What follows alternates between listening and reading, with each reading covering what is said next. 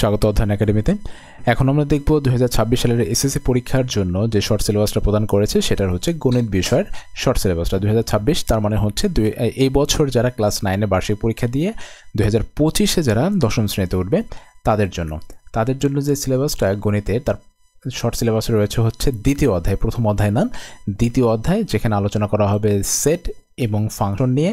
আর এইখানে কিন্তু সেই বিষয়বস্তুগুলো দেওয়া আছে। তো আমরা এই ফুল অধ্যায়টাই পড়াশোনা করব।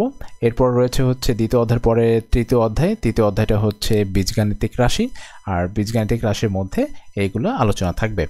এরপর তৃতীয় অধ্যায়ের পরে চতুর্থ, পঞ্চম, ষষ্ঠ অধ্যায়টা ধরে নাই।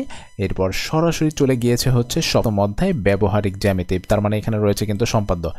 ব্যবহারিক জ্যামিতিতে প্রচুর সম্পাদ্য রয়েছে, এই সম্পাদ্যগুলো নিয়ে পরীক্ষায় থাকবে।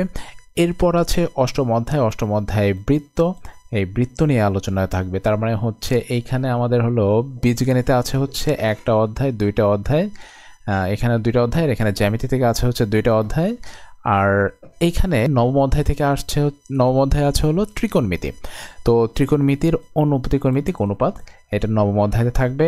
এবং দশম অধ্যায়টায় নেয় আবার ত্রিকোণমিতিতে, কিন্তু দশম অধ্যায় ছিল, সে দশম অধ্যায়ও ত্রিকোণমিতি নেই, তাহলে এখানে আছে শুধুমাত্র নবম অধ্যায়। এরপর আছে একাদশ অধ্যায় বীজগাণিতিক অনুপাত ও সমানুপাত, একাদশ অধ্যায়। এরপরে একদম চলে গিয়েছে ষোড়শ অধ্যায় পরিমিতি। ওকে, তাহলে একাদশ অধ্যায়ের পরে ষোড়শ অধ্যায় এবং সর্বশেষ পরিসংখ্যান প্রতিবারের মতো এবারও থাকছে। তো তাহলে আমরা দেখে নিই কী রয়েছে।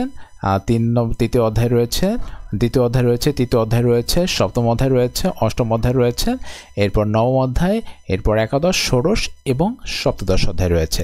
তো এই হচ্ছে আমাদের 2026 সালের গণিতের জন্য শর্ট সিলেবাস। তো দেখা হচ্ছে পরবর্তী কোনো বিষয়, ততক্ষণ পর্যন্ত নিজের যত্ন নেবে।